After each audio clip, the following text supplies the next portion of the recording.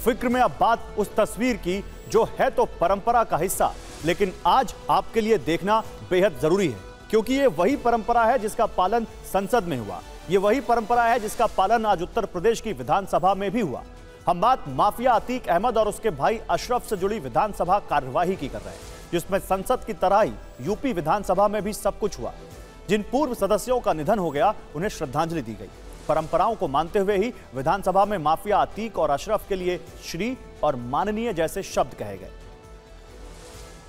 हो सकता है कि आपसे यह तस्वीर मिस हो गई हो, लेकिन हम आपके लिए विधानसभा की लंबी प्रोसीडिंग से इस जरूरी तस्वीर को निकाल कर लाए, क्योंकि यह वही सदन है जहां मुख्यमंत्री ने इन दोनों माफियाओं के लिए मिट्टी में मिला देने वाला बयान दिया था। इसलिए भी यह तस्वीर देखना जरूरी है, क्योंकि इसमें 73 सेकंड तक अतीक अहमद और उसके भाई अशरफ के लिए श्रद्धांजलि संदेश पढ़ा गया।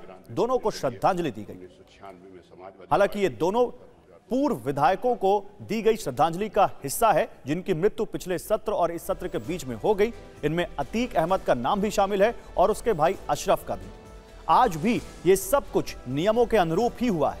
जाहिर है दोनों भाइयों का राजनीतिक इतिहास भी रहा है, लेकिन अगर यहां पर परंपरा की बात करें तो साथ ही साथ उस नैतिकता की भी बात सामने आती है, जिसको लेकर सवाल उठते हैं।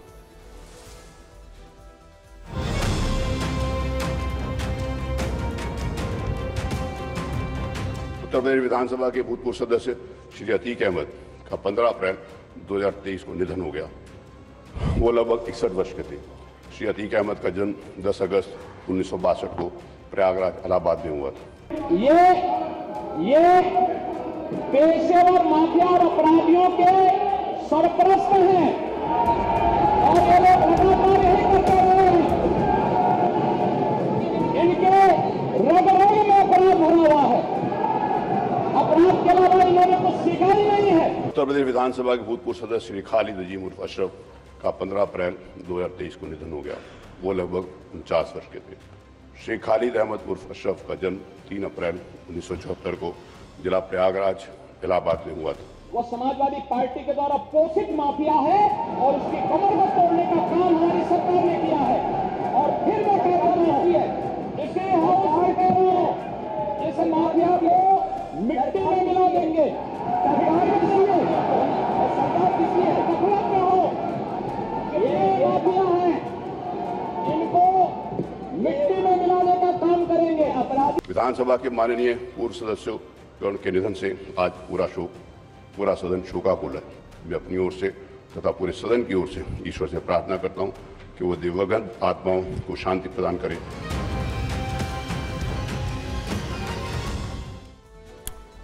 आप जानते होंगे ये वही माफिया अतीक अहमद और अशरफ हैं, जिसे कैमरे के सामने पुलिस की कस्टडी में 3 युवकों ने गोली मार दी थी। कुछ हफ्ते पहले ही अतीक अहमद के अवैध कब्जे से छुड़ाई गई जमीन पर यूपी सरकार ने गरीबों के लिए घर बनाए थे। अब माफिया अतीक अहमद इस दुनिया में नहीं है और इसलिए आज विधानसभा में पूर्व विधायक होने के कारण अतीक अहमद और अशरफ को श्रद्धांजलि दी गई। यकीनन ये परंपरा ही है, जिसकी वजह से आज सदन में एक और तस्वीर भी दिखी। श्रद्धांजलि संदेश पढ़ने के बाद दोनों के लिए मौन भी रखा गया। मुख्यमंत्री योगी आदित्यनाथ, नेता विपक्ष अखिलेश यादव समेत सदन में मौजूद सरकार और विपक्ष के सभी सदस्य एक साथ खड़े हुए।